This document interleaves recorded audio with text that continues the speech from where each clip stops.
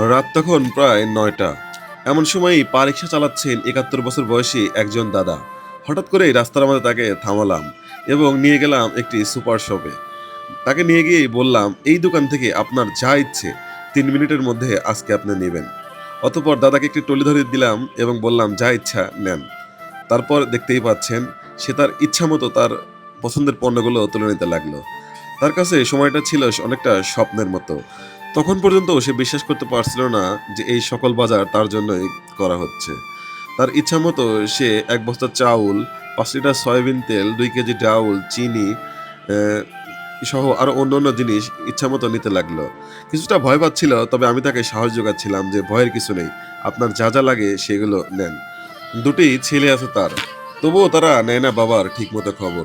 তাই তো প্রতিদিন ৯টা থেকে রাত প্রায় ১০টা-১১টা পর্যন্ত এভাবেই রিক্সা চালান ৭১ বছর বয়সী এই বৃদ্ধ চাচা। তার বৃদ্ধ স্ত্রীকে নিয়ে থাকেন একটি বস্তিতে। যা ইনকাম হয় তাই দিয়ে চলে যায় তাদের সংসার।